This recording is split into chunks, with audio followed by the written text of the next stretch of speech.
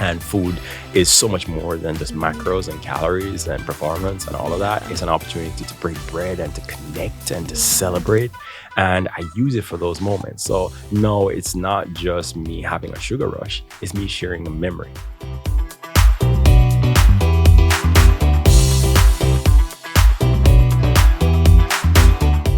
Hello and welcome back to another episode of Wellness Her Way. Today we are with Korey Rowe. I'm so happy to have you here.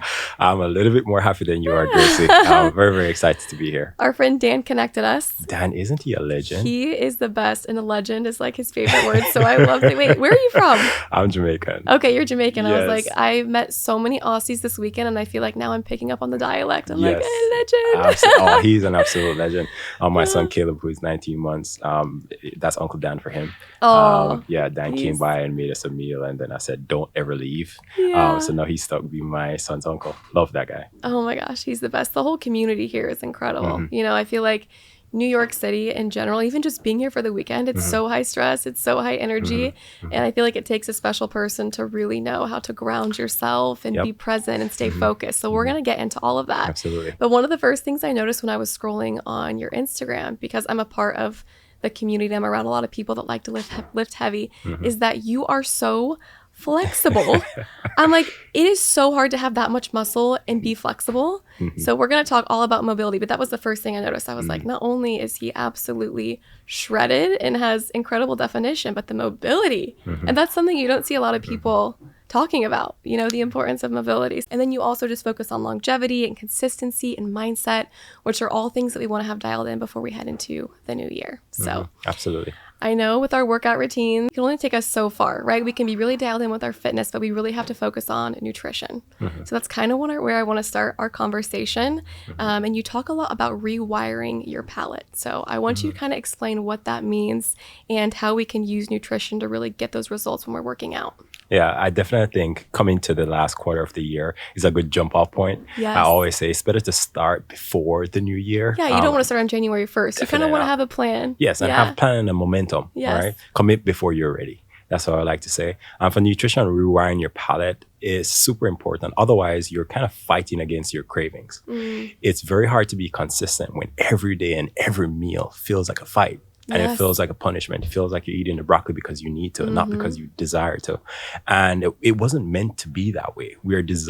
Our bodies are designed to desire what's best for us. But over a process of time and through commercialism, the new era of food and processed food and ultra processed food, we have lost our taste for the good. So the process to get back to what was originally intended, which is whole foods that are nutrient dense, takes some rewiring. And the way that you do that is not a magic formula. It really starts by eliminating the processed foods that corrupted our palates to begin with and start reintroducing those whole foods. And then what you will find, and this is where you see people are consistent year in, year out, is your desire is now aligned with what's best for you. So you now desire those foods that are ideal for your longevity.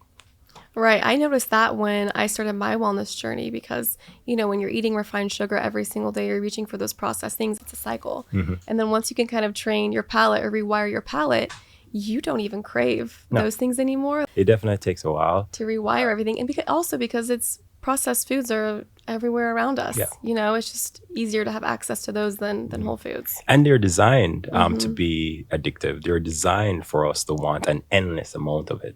So to combat a lot of that, it is a process for us to get to the place. A lot of it is the fatigue of progress becomes too much if you're always at odds with your desire. So what you want is to have both from a hormonal standpoint.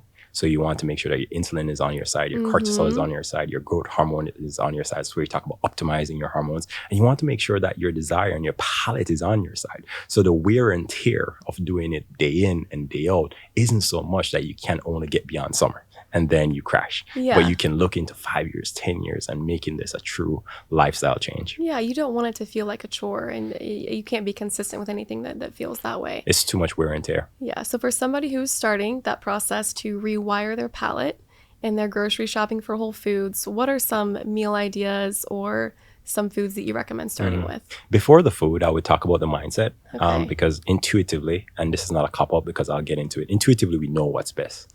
we know what's healthy. There's no confusion. There's not much confusion about what's not and what is. Yeah, like broccoli, bag of chips. We all know exactly. We all kind of know that, right? So what I want to talk about is more the mindset. And I think it's dropping the guilt and the pressure associated with not being consistent. Know that you are at war with what society is at the moment and the foods that are available. Know that your body is a smart organism, and it thinks that if it has more sugar and more fats and more salt, you're preparing for a famine. And these food houses and big company, they are tapping into that. They're really, hyper processing your food so that you would want more of it. So know that the deck is stacked against you in that sense, and take some comfort in that is where I would start. So maybe it's not just you. Maybe it's not just your lack of discipline. Maybe there is forces and there are circumstances that's not making it easy. And then once you have that guilt and that realization, then you can then start by taking it a day at a time. It takes a while and it is a process. And while we want it done yesterday, it will happen over time. And if you do slip up, say you're saying, I'm going clean, I'm not eating any processed food, no more sugars. And on day 3, day 4, you have a hiccup. Know that it's about the long game. So get back on track. Don't fall into that cycle. So it's planning for the inevitable slip, and also knowing that it's not just you not being disciplined. There are just certain circumstances that make it harder than it needs to be. And for people who are really wanting to see progress in their physique, what do you think is one of the most important things nutrition-wise, to whether it's like protein or reducing sugar, or do you think it's just eating whole foods in general that's going to help them see the best results? I think, the category eating whole foods is where you would start. And then as a subset of that, within the whole food category, you want to then prioritize protein. Because a few things happen when you go with the blanket statement of whole foods. It means that you're cutting out most of the things that will lead to less than ideal body composition. So naturally, you'll have a slew of results flooding in by just eliminating things that are going to be affecting your gut, affecting your hormonal system, your sleep, and also your recovery and everything associated with that. Then you want to then prioritize protein and hydration. But the first thing really is just getting acclimated to the idea of eating food, real food. Yeah, and when you say optimizing hydration as well, are you just speaking on drinking water? Are you a fan of electrolytes, or how do you really like to make sure you're optimizing? Yeah, and category is water will be key and foremost. And then it trickles as a subset. Your hydration through electrolytes will be second. Yeah. But the primary thing will be what is most natural and what is, most whole. And then when we want to tweak and optimize for specific conditions, say a race day or, your specific needs based on training and performance, then we can go into tweak. But I think sometimes we get it confused where it's the other way around, where we're leading with the subset as opposed to leading with the primary category. So primary category is whole foods and then water. Then we can play around with the macronutrients underneath that. But in the order of things, I think that's best way to think about it. And then fueling your body before your workout versus fueling after. Are you somebody that's a fan of intermittent fasting? Do you prefer having a high protein breakfast before you exercise? What are the ways that you use nutrition? I know that everybody's goals are different for yourself or for your clients to really just make sure they're getting the most benefits from their workouts. That's such an excellent question. And I'm a fan of protocols. Okay. And what that means, I'm a fan of having a system that makes it all make sense. And that one event is connected to a chain of events, and that chain of events leads a specific outcome. So if you're missing meals, that's not fasting. No. You're missing meals. Yeah. That's not a protocol. There's a difference, yeah. There's a difference. I've been fasting for the last 10 years in terms of intermittent fasting, and I train 99 most of the time fasted, because I have a protocol associated with it that allows me to perform well, to recover, to build lean tissue, and to get to my goals. I'm not dogmatic in the sense where I think this is the only way, because I've done it other ways. And that's why I'm a fan of protocols. If for whatever reason you are hypoglycemic, or you have other conditions, or you just like breakfast and you want to have breakfast, then have your breakfast. You can have your breakfast, but it should be a part of a protocol. So you want to be fueling with foods that are best for your training and the type of training that you're doing. And you want to think about it in the overall macro picture of what your day and week and months look like. So I'm a fan of protocol. And the way you do the way you know if it's working, you do a litmus test, and the litmus test is the proof is in the pudding. A litmus test. Yeah, the litmus test. You're using metrics, whether it is you're going through blood work or you're looking at just actual output. Are you getting faster? Are you getting stronger? Are you recovering well? Are you looking the way you want to look? Is your motivation levels high? So you want to have a combination of both subjective and objective measures to say, is this protocol working? And if it's not, then I would advise that you tweak or modify or abandon. So this is a test that you would have your clients take before they start, and then, but let's say like 2 months, 3 months after they've been implementing these changes to see if it's working. Yeah, the jump off point from me and my clients is it's a collaborative effort to decide what path. I'm here to guide and not just to prescribe without any sort of feedback. So my opening question is, what do you like? Do you like great, to? Yeah, because you don't want to feel like we said it's a chore, right? So it has to start with like, what are you actually going to be consistent with, and how do we build what's going to work for you? There we go. Yeah. What do you like? Do you like breakfast? Are you someone who preferably not? Are you not as inclined? So we start with that, and then I think we can decorate what they like, and we can tweak and we can guide it to make it something that your body needs. That would be alignment in alignment with the results that they want. So let's say I came to you, I was your client, and I said, okay, I want to build muscle and lose fat. What would you recommend nutrition wise, or what would be some type of protocol that you would put together for me? Again, not being glib and not this. My question is why? Yeah. It sounds simple. Yeah. It sounds simple. It's just if I wanted to work on my physique and build muscle and just feel strong. Yeah, there we go. And the reason why is also important. What I'm uncovering here is there are ways in diagnosing and prescribing that don't lead to success because we jump to the answer. And the answer are devoid of a true reason and a true why and a true buy-in from the client never gets in there. Otherwise, they would just chat GPT it, which they can, right? So we are still very much emotional beings. And a lot of our fitness is tied into our emotional state and also mental state. So it's important for them to do that. But I would definitely recommend strength training with emphasis on progressive overload, which is increasing the sort of trauma done to the muscle, controlled trauma, creating micro tears within the muscle fibers so they can grow and adapt over time. That will be first and foremost. Depending on where they are in terms of the composition, we would then lean into some form of cardiovascular activity. That could be high intensity, or it could be more zone 2 steady state, or a combination. Every client is different, but it will come down to some form of caloric deficit for them to lose body fat, and prioritizing protein and a slight caloric surplus, not too much where they're gaining non-lean tissue for muscle growth. Wow, that sounds incredible. I'm going to sign up to one of your clients after this. I'm like, okay, I'm influenced. Yes, let's go. Let's go. The last question I have nutrition-wise, or just your thought on cheat days, cheat meals. I know you briefly touched on, not getting stuck in that cycle of getting off track, but do you believe in when somebody's really trying to dial in their routine, having cheat meals or having a cheat day? Yeah, labeling is very important. Yeah. How we label things determine how we feel about it, how we see it. Words now become the lens through which we see the world. And I think that narrative of cheat is loaded with guilt. It's loaded with regret. I completely agree. I can't stand it. Yes. It's like it's loaded with being in the closet and you're like off with your cookie and you're like... in the closet in the dark. It's like, okay, what's going on here? Little Cookie Monster. Cookie Monster, right? So you find a word that feels liberating and that gives you autonomy to say, this is my choice. And, planned indulgence is one of those words. That's great. Planned indulgence. This is my planned indulgence. Right? So chic. It's so chic. Right? And that's empowering, and it's an era of control. Because for every sort of indulgence, there needs to have parameters to keep the walls somewhat gated. So it's not this endless sort of indulgence, right? So it's strategic, it's planned, and it's purposeful. So I have my rule is, cheat days is kind of like whatever is date night. If my wife wants to order something or we want to go out, then that's an opportunity for me to connect. Or someone's getting married. And food is so much more than just macros and calories and performance and all of that. It's an opportunity to break bread and to connect and to celebrate. And I use it for those moments. So no, it's not just me having a sugar rush. It's me sharing a memory.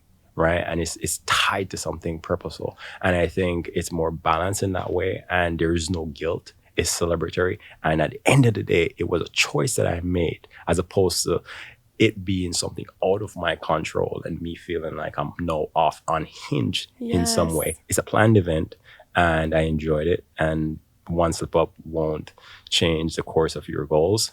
You get back on to doing what you were doing. I like to say it's a deviation from the norm, and then you deviate from the norm. It's planned, and then you make your way back to normal and you move ahead.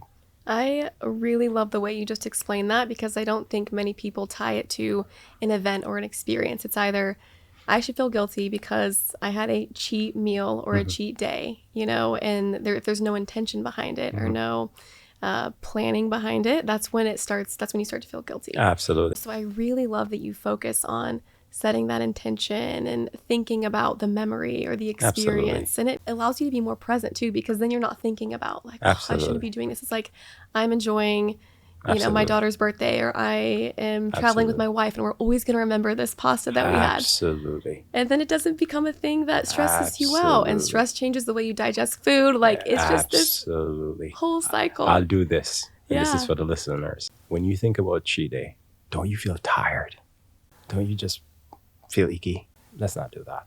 Yeah, I've never heard that so beautifully explained. So hopefully if you guys are listening to that, that really changed the way you look at cheat days.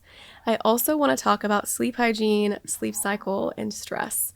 I feel like our sleep and our recovery is so important and is directly connected to our ability to see progress in the gym. So can you tell us why it's so imperative for us to understand our sleep cycle and make sure that we're prioritizing it?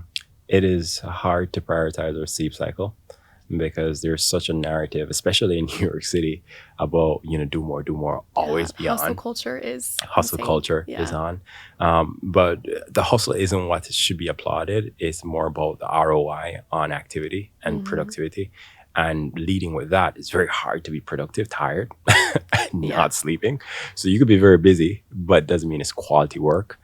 So sleep hygiene, sleep is super important. That's where we get an opportunity to recover. That's where we see most of the benefit, physiological benefit from training, putting your body under stress. This is where your body goes into repair mode for your muscles. This is where your hormonal levels get optimized, your cortisol, your growth hormone. So you want to make sure that you are sleeping. 10 hours without sleep, you'll be more productive with 4 having slept. So, and you'll also be better for the long game. So prioritizing sleep and sleep hygiene is vital. There's just every literature supports it. So it's just a matter of having discipline to have a set sleep schedule, wake and sleep time. Yeah, I'm curious what the difference would be if you had 2 people with the exact same goal, very similar protocol, eating the same foods. Let's say client A is getting 2 hours less sleep than client B. What changes would you see, or what will be the difference between those 2 clients in terms of their progress? I want you to think about it with a visual representation. This will really drive it home. Okay. I want you to think about a 3-legged chair. Okay. For those 3-legged chair, each leg is represented by nutrition, training, and sleep. Now, if you remove sleep, or if you compromise sleep, you compromise one of those legs. Have 2.5 or 2 legs.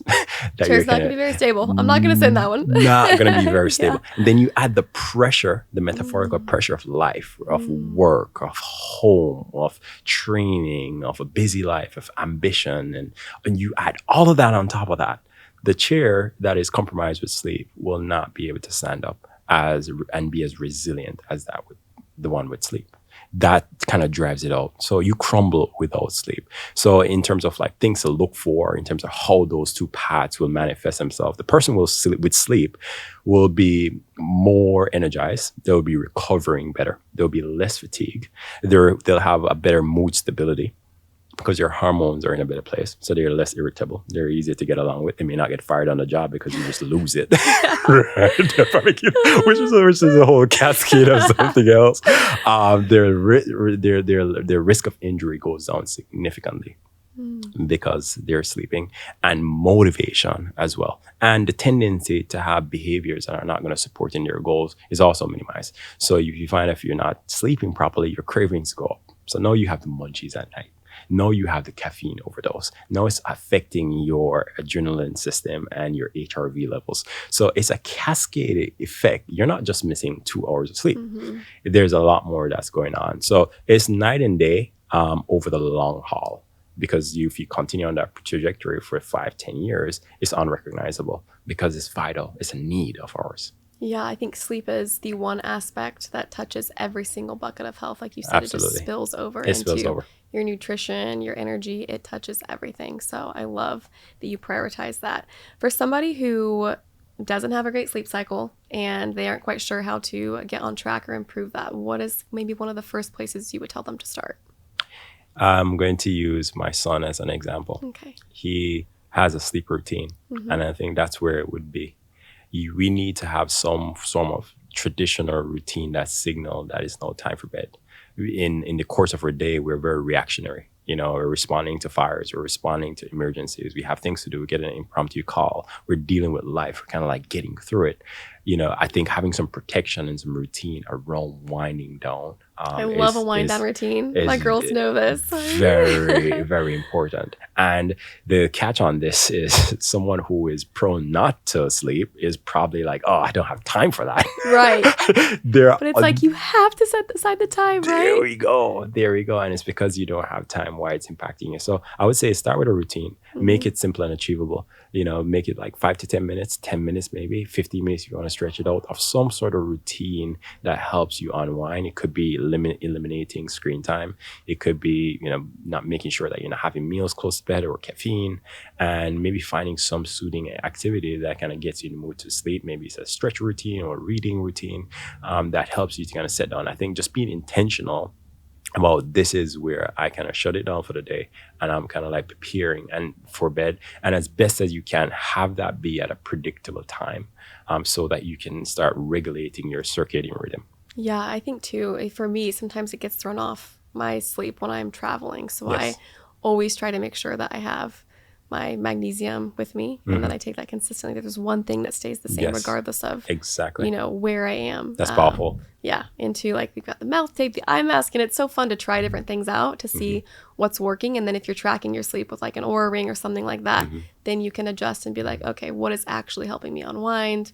You can check your HRV, you can check all of those things to measure, is this helping me get good sleep? So I think sometimes, just like you said, it's like, oh, I don't have time to do these things. But then you'll realize that if you just prioritize this one thing, you will have more time in the day because then you're more productive and sleep just, it spills into everything. Yeah. And a good one that I use for myself when we said we don't have time, when we're talking about 10 minutes, it means that it's not a priority. Yeah. And dissecting that, isn't it a priority for you to feel your best, for you to have your mood stabilized, your hormones stabilized, for you to feel your best and perform your best and reduce the risk of injury and fatigue?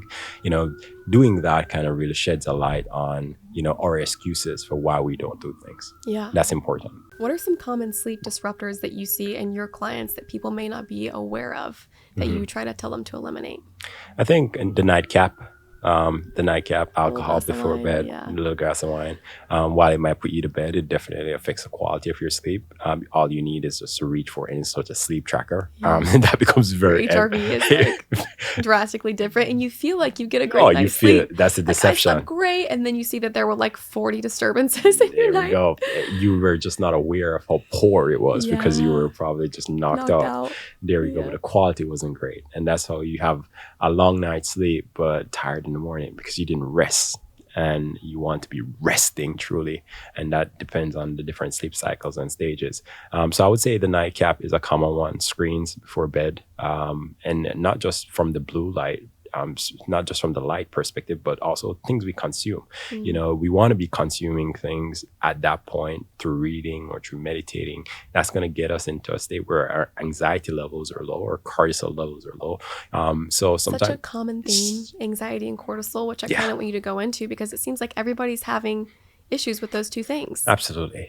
Absolutely. And again, it's because we are up against elements and environments that don't support it. Rushing from meetings to meetings and in a noisy city, and have been the burden of commitments and the burden and the responsibility of just like making it through. It's a lot. And if we don't have the supporting mechanisms like sleep and nutrition and recovery and connection and friendship and grace, then the inevitable outcome is that we will be anxious and stressed.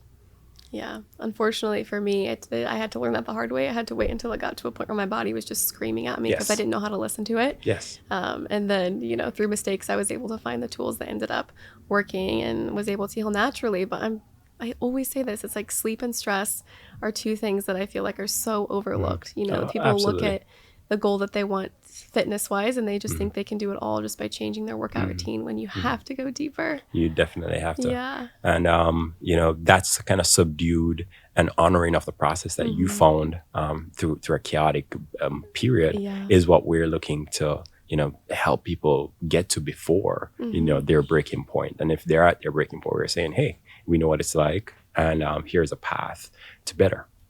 What about, I know we've talked about sleep, but if you're living in a busy city or you're just somebody who gets stressed easily, what are some tools or some habits that you can do maybe throughout the day to help regulate your nervous system or kind of feel recentered if you feel yourself starting to get stressed or anxious? And there's a few tactics that I use. In the morning, I protect the mornings. That's when I'm journaling or I'm working out or I have my supplementation routine in the morning. It's a time that I can protect and I can get ready for the day. Before I get out of bed, I also visualize the day. I look at my calendar on the night before, so I know what's coming up, and I visualize my day, and I mentally walk through what I would do. I mentally walk through this podcast, mentally with my commute, and I somewhat have like this pre-engagement mentally with it. So I'm less anxious because it's less unfamiliar when I'm in that moment, and I have some intention. I'm being intentional about how I navigate my day. That helps.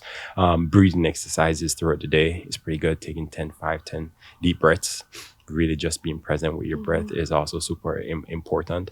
And those are the big blocks. And I would think like the overarching thing is everything we've talked about before.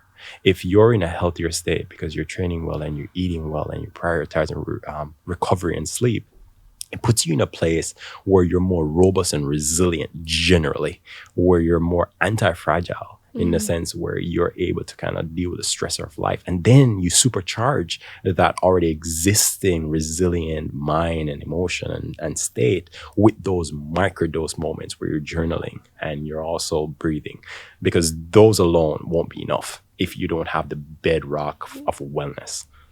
Yeah, I think those are great tools. And again, I think these things take time, right? If you're somebody who's been in this very stressed state, it's so hard to realize or so hard to feel what that's like until you experience. And it feels like another thing to do. Yeah, and it does. Feels like another thing to do. It feels like another thing to do. But it ends up making your life so much easier. And also too, if it feels like another thing to do and you're overwhelmed and you're like, I don't have the time to do all of that, Korey. Gracie, good for you. That's not where I'm at. You're breathing anyway. You have to breathe. Just be mindful with that. Instead of passively going through it, stop for a moment and just do that for a series of breaths. In, out, don't make it fancy. The breath is curative and it's empowering and stress relieving. You're doing it anyway. Just be mindful about that. Maybe that's where you start. I think when you were just saying that, I'm like, that is a great place. Yeah. Stress-wise, something that you're already doing, and how do you add a little bit more intent behind it? There we go. Boom. And there you go. And you can do that. Step one. And step one, you can do that. That's perfect. And don't criticize or undervalue the power of step one, because step 100 is dependent on step one. That is so powerful. Okay, now we're going to talk a little bit about exercise and just setting ourselves up for success to feel results, right? We've talked about some mindset things. We've talked about nutrition. And I want to know, for people who are wanting to burn fat, build lean muscle, and kind of just change their body composition, what style of workout do you feel like is best for that? The best style will be the one you can stick to, to start. And then under the umbrella of that is you want to have a component of strength training that is going to prioritize progressive overload where you are creating enough trauma in the muscle cells, usually in between that 8 to 12, sometimes 15 rep range of enough resistance and load that will create adaptation for muscle growth. So you want to ensure that you're prioritizing that progressive overload and then being in some form of caloric deficit. And whenever you're in caloric deficit, you want to really optimize your nutrition. You want to optimize your macronutrients. Otherwise, you can have nutrient deprivation where you're just eating less calories and it's not nutrient dense. Your body is already in somewhat of a deprived state by definition because it's in a deficit. The way you counteract that is by ensuring that the food that it does get is quality fuel to somewhat offset that so you don't run into any metabolic distress or hormonal disruption. So strength training, progressive overload would be it. And then a deficit, caloric deficit for someone who wants to lose body fat percentage. Hydration is going to be important. And then everything else in the back. It is not rocket science. It's about how do you get to the place where you can do what is known and tried and tested, which is progressive overload, nutrition, macronutrients, prioritizing protein, staying hydrating, sleeping and recovering, and having some form of cardiovascular input, both for your respiratory and cardiovascular system health, but also to help you just like burn those extra calories that allows you to stay in a deficit long enough for you to get to your goals.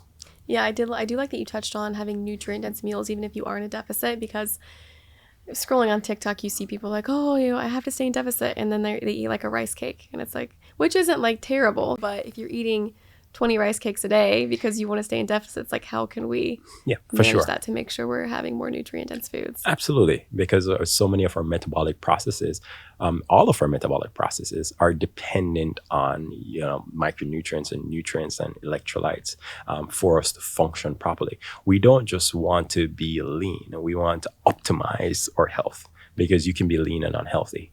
Right? We want to ensure that health is leading the tip of the spear, and you can then break down what healthy looks like to you. Some persons have specific body fat goals that they have, and that's just their sort of desire and aesthetic liking. Then we can do that. But first, we keep it healthy, and there's no way you're going to keep it healthy if you deprive yourself of nutrient-dense foods. I also want to know, too, what a traditional split looks like, or how I know it's going to be different depending on the client and the goals. But for somebody who's a beginner and they want to follow a workout split, how would you plan that out? Your split will be a product of your goal and a product of where you start and the time you have and how frequently you are training. The philosophy is that your split should cover the sort of training and the sort of stimulus that will lead you to your goals that match the time you have and how intensely you can train. So that being like the guiding North Star of how we go about it. You can go with a traditional split. A traditional split, if you have 5 days and you want to do a bodybuilding style and it's hypertrophy, that's out there for some people. They'll do chest, back, legs, some push-pull variation. They'll do some arms, they'll do some shoulders, and then you have that throughout the day. Another variation to do it is somewhat of a superset, right? Where you're doing a push-pull day, right? And that could be upper push-pull, where you say on Monday I work chest and back. On Tuesdays, I work full legs, anterior and posterior. On Wednesday, I may take a break because that's been a lot. And then we move on to then we do arms, right? And we get in some guns and do bicep, triceps. There is that. My personal split is what I call the trifecta approach. It's the KR method. And I focus on more of a full body sort of training ultimately. In the beginning, if there are certain lacking body parts and I need to have dedicated days, I'll do that just to ramp up and to see the growth. But as my clients mature and as they're at that place where they're performing from satisfied, meaning they're at a goal that they're excited about and they're now looking to like move well and to feel well and to run long and to lift heavy and to be mobile and to be pain-free, the trifecta approach really shines through there. And it's a combination of strength training, hypertrophy focus, mobility work, mobility and flexibility, and focusing in ranges of motion. And then there's cardiovascular activity associated built into that, where we're focusing on zone 5, zone 4, and some zone 2 work. And I've crafted the circuits where it's a 1-to-1-to-1 sort of ratio, where we tackle our circuits like that. And it's been tremendous for me and my clients, and it's really done wonders. And I think it's like the tribrid approach to how I've have my split. And I'll be sharing more about this. Over the weekend, I was working on my current split now to share to people who are interested to see it. Yeah, it is cool how it can be evolving, and like you said, each person's different, but when you find that rhythm.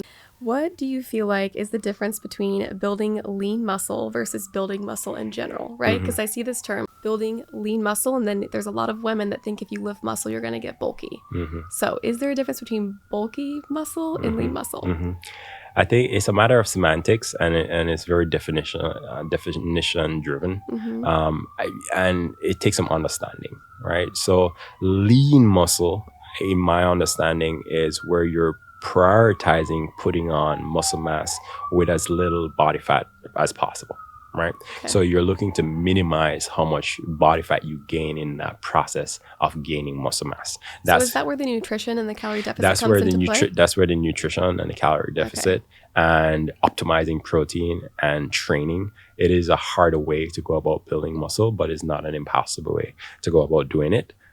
So that's where building lean muscle, which is a leaner composition as you look to gain muscle, and then building muscle generally, sometimes referring to as bulking up, where the concern isn't so much about how much fat I put on. The idea is to put on as much muscle mass as possible in the shortest space of time. So is that just causing more trauma to those muscles? Not necessarily. It means that you're probably in a bigger caloric surplus, and your training load is such that you're also gaining muscle at a more rapid rate. But along with that, you're also gaining more body fat composition.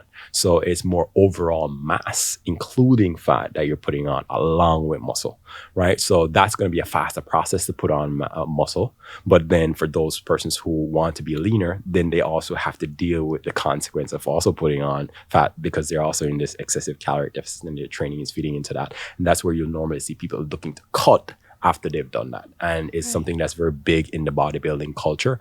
And what you're finding now is that there is another camp of individuals who are saying, like, I'd rather play the slower game and not having to deal with the bulk and the cut and the back and forth. And that's where the more lean muscle mass, where they're looking to minimize the amount of body fat that they put on. And it may be a slower process, but they feel like it's worth it because they don't have to deal with the idea of bulking up and looking to cut. So it's a differentiator. It's less about the muscle, because the muscle tissue is going to be lean no matter what. By definition, muscle tissue is lean. Right. You hear those two sayings, and it's like, okay, what's the difference? The difference is the nutrition and the for sure calorie intake, and for sure it's just a specific way of approaching it so that you're minimizing the amount of body fat that you put on in that process of building muscle. I also want to talk about the importance of mobility. I know we touched on this earlier, and you're one of the only people that I have seen on social media have as much muscle as you do, and you have incredible mobility and you're flexible. So what impact does this have on longevity, and why is it so important for us to be focusing on this now? Now is the time. When you hear the word now, this is when you start, not tomorrow. It affects tonight. We're going to stretch now. Tonight. Yes. Right after you listen to this. Yes, absolutely. And because how I look at it, I look at two ends of the spectrum. Most of us find ourselves somewhere in the middle, where it is somewhat of interest, or it's becoming an interest, or we think we have time. Or people don't understand the benefit. It's like, what is it going to do for me? What is it going to do for you? You want to look at what babies are like and what elderly people are like in their most quintessential definition. Babies, they're malleable, and that same baby becomes a more brittle, immobilized older person, quite often. Very sad and unfortunate. Right. And in between is where we get to make the choice to maintain as much of that limberness and that mobility as possible. Why is it important? For every metric that's important to people, mobility is tied to that. If you're a vanity metric, you just want to look your best, and that's all you care about. You're like, my bikini. Bikini shots on IG. Put together my program, say no more. if that's it, then mobility also helps, because what mobility truly is having ranges of motion that you can move through in a strong and confident way, that then if under load, impacts the muscles in its most lengthened form, which creates more trauma in the muscle and then results in more muscle development. So from a hypertrophy position, mobility is vital if you want to maximize the amount of muscle that you can put on. So if it's just a vanity metrics, definitely. If you're someone and if you've been in pain, this will be that. If you're someone who's chronically in pain, and just simply bending down to tie your shoes or rolling out of bed is an issue. A lot of that is caused by imbalances. If you don't use it, you lose it. And if you don't practice your mobility, it then starts to atrophy and then you start to lose it. And then that creates this whole decay of your kinetic chain and your ability to move. And that sucks. Mobility is a way for you to restore that way of moving so you can have that movement freedom. So you don't have to feel trapped in your body.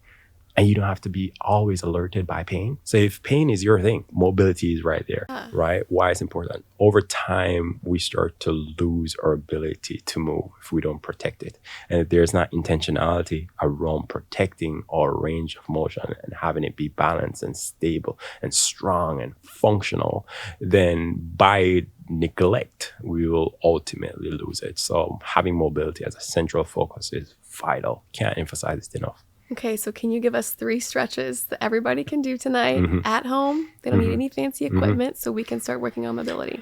Yes, and it's more than stretching. And that's some of the semantics in the space. It's much more than stretching. Stretching, it would be a part of flexibility and also mobility. It's like a trifold. I would say it's threefold. It's strength through range of motion, which is meaning that you can lift load through an extended range of motion or your available range of motion. There's also passive stretching and active stretching and flexibility drills that are also there. I would say the fundamental things to start off with is look at a baby. Tummy time is super important.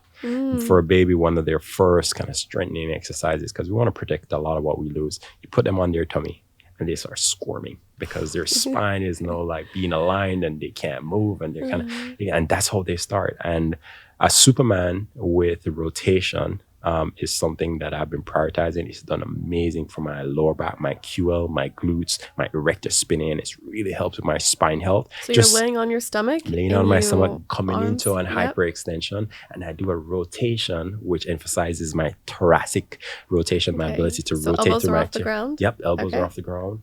Glutes are engaged. Super important for that extension. And what it does, it helps you fight gravity. Gravity wants to round you forward. This is a confident way I need to work come on that. My shoulders. There we go. Forward. Confident way to. So I would go with that. A very low risk for most persons unless they have a specific spinal situation. And then the other thing for me is like floor time. When you think about mobility, there's also specific movements. But when we're going to only choose 3, when we only have 3 to choose, I have to talk about getting to the floor and up. Yeah. I can't tell you how many times I've seen older parents or grandparents and they're terrified of playing with their grandkids or kids on the floor. Because they don't have the strength. Because they're like, how do we get up? Yeah. That's terrible. So spending time on the floor, spending time to go on the floor when you can, spending time to do work in a seated position. Also, the passive squat is another one. You see this in a lot of like Asian cultures. Yeah, where you just squat if you're going to be on your phone. If you're going to be on your phone, if you're waiting for the bus. So now we have 3. We have the Superman. We also have the squat, which brings the joints into the low squat. Passive squat brings it into like a full triple flexion of the joints, the hips, the knees, the ankles, and you're spending some time in that position. And just the idea of getting to the floor and up, because in our modern society, we're either sitting on a couch or we're sitting at work for hours and we're hunched over. Yeah. So those would be the 3 that I would say, and it's accessible to anyone. And then, I also put out a mobility course that goes into hip health, joint health across the board, and how to fuse mobility training with strength training and performance. So it could be a hybrid. So that's also available as well. Amazing. Thank you for those tips. I Yes, can't wait to do my Superman. Yes. Got my time on the floor. Your passives and your passive squat. And my passive squat. Yeah. And if it feels good for you now, keep doing it, because that's the best time to start.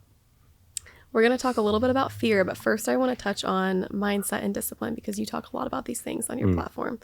What is discipline to you, and why do you think it's so important to develop discipline in order to not only have great results, workout wise, but just in life in general? Yeah.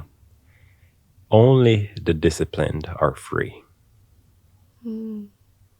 Only the disciplined are free. A lot of people think the opposite. A lot of people think that discipline is something that is rigid and takes away from your life, but it is one of the only things that can give you It's your pathway to freedom. freedom.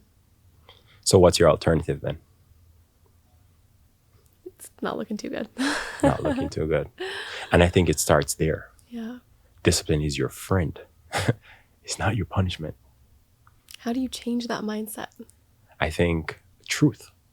When I said that, that sends chills down your spine. Yeah. It has the hair stand up because we resonate with that. Because we realize that when we're not disciplined and we're slaves to practices that are ruining our lives, it only creates more and more a prison of sort. It robs us of access and resources and connection and relationship and clarity. So discipline is your friend. Hug it tightly. Spend time with it. Be grateful for it. And I think it starts with seeing that discipline is such an answer and it's not a punishment. It's not a dirty word. Reframing how we think about it is the start of that. And then the humility to understand that becoming more and more disciplined takes time. If you're someone who is at the other end of the continuum where you don't find yourself to be as disciplined, humility is what will pull you forward. So you start off with being disciplined with the low-hanging fruits. You start off by keeping the promises that are easy to keep. Can you give an example of what those low-hanging fruits could be? The low-hanging fruit is relative to whatever your capacity is and your starting point. So the low-hanging fruit for someone at work who's procrastinating is to send the email. Send the email. Request the raise. Do something like that. The low-hanging fruit for someone else could be maybe you don't need a second glass of that drink. Maybe just stop at one. Maybe that's it. That's enough. Or the other person's like, that show that you already binge watch, it's 12 o'clock. Yeah. And tomorrow you have an early morning. Maybe you need to press the off button. Maybe that's the low-hanging fruit. Yeah. And you start there. And over time, you start to build a relationship where you start to see the benefit of discipline in your life. And you're meeting yourself where you are. And you don't have pride and egos to say, I should be able to just go run an ultra marathon and be so disciplined and drink only water and bathe in the sun for energy. Like you don't make it so far off. You make it accessible. Make discipline accessible. And then over time, it compounds. Yes. Then your identity change, become someone who is disciplined. And then you start to identify with that. And other people start to identify you as such. And before you know it, you truly start to bathe in the freedom that discipline brings. And while you may have hiccups along the way, what is our other option? And you recognize that. And you don't want another option because only the disciplined are free. What do you feel like is the biggest obstacle that you see in your clients that keeps people from being able to be disciplined? There's a few things. There is that revelation I talked to you about, that it is your friend. Yeah. There is not setting themselves up for success. Discipline is as much of a strategic game as it is a matter of willpower, right? So you want to make sure that you're setting yourself up for success. It's very hard to be disciplined if the cookie is in the fridge. It's very hard to be disciplined if you're hanging out with those friends who are always going to be toxic and just drinking until 12. Yeah. It's very hard to be disciplined when you don't have your running shoe by the door and it's raining outside and you have to go find it. You want to make it so convenient so you reduce the likelihood of you making an excuse for your old identity. Yeah, you just want to make those options in that life easier for you. You want to set yourself up. So curate an environment that nurtures discipline is what I would say for my clients. And then understanding that discipline and perfection aren't synonymous. Discipline doesn't mean that you never fall. It doesn't mean that you never make a mistake. It's a relentless commitment to get back on track. And knowing how to respond to those moments. And knowing how to respond to those moments. And is this the ability to say, I will keep going, even with bumps on the road. Stumble your way to discipline. Yes. Stumble your way to discipline. And I think that perspective is also important. The way they imagine discipline is like this straight line with no perfection. And if I break my streak, then I need to they label themselves as not being disciplined. No, discipline has spots and freckles. Oh, 100%. And this is Yes. something that I've spoken about many times. My healing journey was not linear. It still isn't. I'm not. ever evolving. There's days that I feel better than others. And I think, at the beginning for me, discipline was so important because for about 6 months, I felt like I was doing everything right. I didn't see an ounce Yeah. of progress, visually. I was starting to feel more energy. And then I noticed maybe my hair was getting thicker and I was having fewer pimples. But I just had to keep going Yes. every single day. And I just thought, what? There's nothing bad that can come from this if I just go one more day. Exactly. Exactly. Like this has to be doing some type of, Exactly. some type of good for my body. So I think, that mindset for me was like, just one more day, one more day. One more day. And then you start to feel the results and you start to get addicted to that feeling of just feeling good. Yeah. So it compiles over time. Yeah, but definitely. I think that period when you're not really seeing results yet, and we all have that moment, at least I did in my mind, I was like, oh my gosh, how long is this going to take? Yeah, absolutely. And sometimes it's the way we quantify result. If we're looking for result in a specific area, and that makes us very myopic in a sense, we're so hyperfixated on it that everything else is irrelevant. It's like the lens is this big. It's exactly. Then it's very hard for us to progress. The people who I see are able to form new habits and to be disciplined, they have multiplanar ways of assessing progress. They're like, maybe I haven't lost 10 pounds, but I notice I'm getting faster. And this is what people need to hear. Yes. And that's the mindset switch that I had as well. You stop measuring it of, okay, I still have some fat on my stomach that's not going away. Exactly. This isn't working. It's a lack mentality. Yeah. We can only see what we desire, what we don't have, as opposed to letting what we do have become the buoy and the catalyst for our momentum. So widening that scope. So having different metrics for where you can see it, because you notice the pimple, right? You say, oh, I don't have any pimple. Maybe there's more to go. Oh, but my hair is also getting thick. Oh, there's that too. And then there's all these other things that keeps me ambitious to continue and inspired to push ahead. But you need those wins. You need to be sensitive to the wins. You need to be sensitive to progress and growth and celebrate it, not in a way where the celebration lulls you into complacency, but in a way where it fuels you to keep going, to be ambitiously pushing ahead for more. Yes, and to have that different outlook, like you said, have more ways to measure the success. Have more ways to measure success. Very important. I want to talk quickly about being fear resilient versus fearless. This is something you've mentioned on your platform. So can you explain the difference between the two and why it's important to make that differentiation? Well, I haven't met anyone who is fearless. And if they purport to be, I'll call them on it. I'm like, hey, nope. So I think striving to be completely fearless is fool's pursuit. And being fear resilient, acting in spite of fear, pushing through even when you're afraid, finding strategies to navigate the things that you're afraid of is the better option. So if I can't get rid of it completely, I can minimize it. I can fear less, but fear less of that thing, but I won't be completely fearless in a global way. So fear resilience, I think, is, with wisdom, because the fear of something has good information. It probably means that you should be afraid because you're probably not enough to take it on. You probably should be afraid of that bear. You probably should be afraid of running 100 miles if you're not trained. So fear gives us information. And if we respond well to the information that fear is giving us, it gives us the ability to map a blueprint so we can overcome that fear and that obstacle. So why am I afraid? This is what fear resilience is. Why am I afraid of running 100 miles? I haven't ran in like 2 years and I have a bad knee. Cool. Makes sense, right? We're still a primal being. So no, that information tells me maybe I need to start working on my knee health and strengthening my ligaments, seeing what's going on there, strengthening the muscles around it. And then maybe I need to start by going for an uphill walk and then slowly a jog. And then I need to have a base of support where I can run 3 miles and it doesn't hurt. So no, that fear has triggered a plan. So using it as information. And I think when we do that and we start to gradually expose ourselves to the things that we're afraid of, not in a reckless way, but in a responsible way, and honoring the things that we fear about and strategically putting a plan behind it, is where we start truly doing great things. And I think there's an element of faith that goes along with that. Yes. Everything I mentioned there is very practical, but there's an element of faith that if, just like you said, if I go one more, there it can only be good. Yeah. It's that believing that it will work out in my favor, but it's also being responsible for being disciplined as you were. Yes. And consistent as you were. Behind belief is that discipline, right? Behind You belief is can't that, no.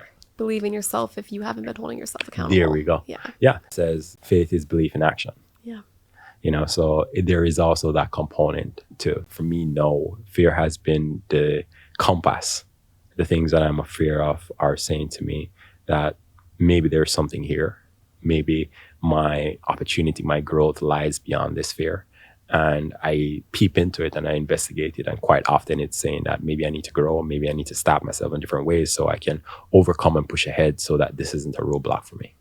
Yeah, I think there's something so special and so great about being afraid and doing it anyways. You know, there we go. And trusting that not necessarily like, oh, everything's just going to work out, but that you have prepared yourself, like you said, There we like go. what is this fear? What are things that I can do?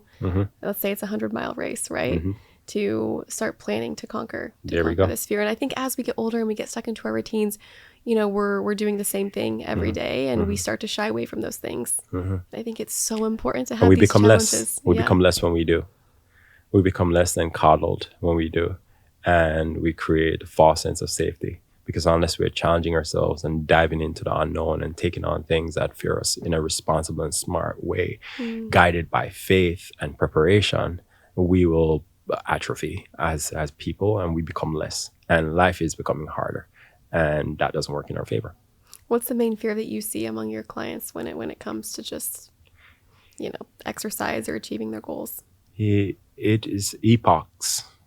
You know, there are the category of individuals who feel that they'll be bulky. And that if they start training, they're pushing themselves and they're bulky. There are those people who feel like I won't be able to sustain this new identity. That what if I get in shape and I can't deal with the pressure of it? There's also the fear of criticism, you know, that no, you change your lifestyle. You're no longer hanging out with those friends. They're going to say you've changed. And the fear of being ostracized from your friend group because you've now changed the connecting point, which is probably eating junk food and sleeping and sleeping all day, right? You know, no, you can't relate. So I think what it is, you know, it's the fear of loss, it's the fear of gain, it's the fear of isolation, and it's the fear of change, and it's primarily the fear and the pressure of success. And those are the epochs that it normally fall into. Sometimes people are afraid of success because what did that mean? The pressure of maintaining the it. pressure of maintaining, of showing day in, day out. Do I have it in me? You know, so there is all these fears, but fear is a liar. It's a liar. It tells part truth. You know, it tells you all the things that could go wrong, but it doesn't tell you the beauty and the power and freedom that lies beyond it when you overcome it. Oh, I have like chills just listening to that. It's so important to understand the difference. So I would say that's my challenge for you listening, is to write down one of your fears and, you know, the rest of the year plan out how you want to tackle that in 2025, because I think it's super important to be facing those, you know, as we age and as we are stuck in our routines, to be addressing that.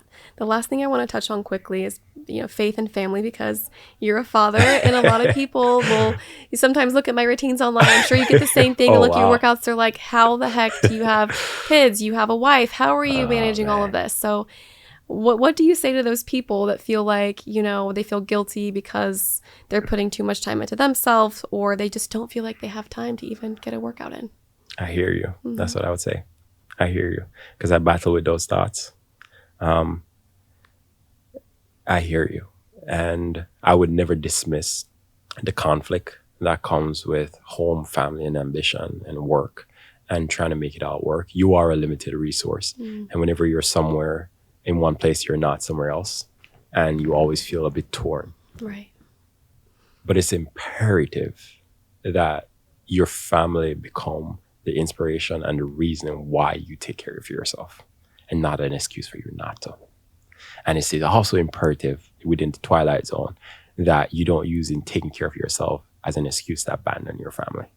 It's twofold. There is a way where you can be at home and you can be out here chasing your goals. And it doesn't look like the typical definition of balance where it's always 50-50. Yeah. It is, at the end of the day, in the important moments, it's a net positive for all.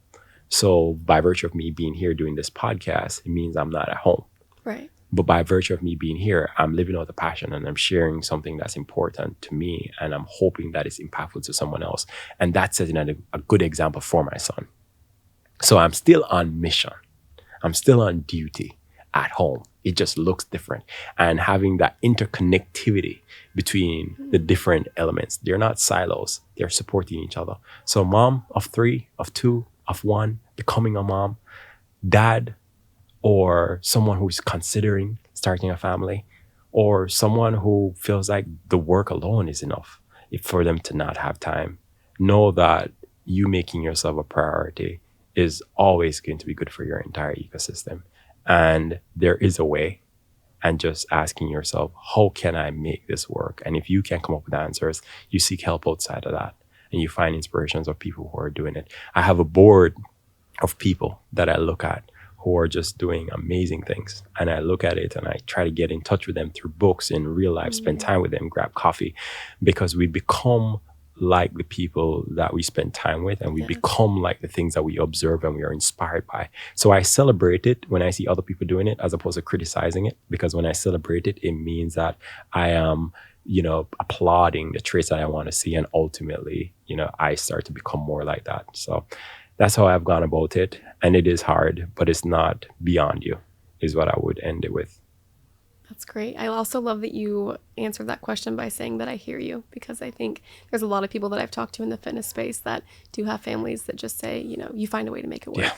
And I think understanding how difficult it can truly be. It's tough. But like you said, it's not beyond you. So, it's not beyond you. Yeah. I am so happy that you came on. I feel like I could record a whole nother episode with you. We have so much more to talk about, but I want you to share where everybody can find you. I'm sure there's a ton of people listening that would love to work with you. So share all of your socials. Tell us what you're working on right now and how we can get in touch with you. Yeah, thank you so much. This has been an absolute treat. And I'm here to serve. And for those persons who are looking, for a solution for their wellness needs, to move better, look better, feel their best in a way that's sustainable, they can find me at Korey.Rowe on Instagram, or Korey_Rowe on TikTok. Instagram is my primary platform at the moment. And I have a whole team that really helps me work with one-on-one coaching to help people with mindset, behavior hacks, and ultimately to win, whatever that looks like for you. And I also have self-guided programs that persons can engage in, some of what we talked about for mobility. And I'm always asking myself, how can I serve at a higher level? So I'll be on mics and stages and platforms and always looking for a way to connect with the people. But those are 2 good jump off points. Amazing. I admire the way you approach wellness. I love the intention behind everything that you do. And I just feel so grateful to have had the chance to have a conversation with you. It's one thing to see somebody on socials and then you sit down and have a conversation. And I just, I'm amazed at the way you approach wellness and life and family and faith. And it's just been incredible to be able to chat with you. So thank you so much. Thank you so much, Gracie.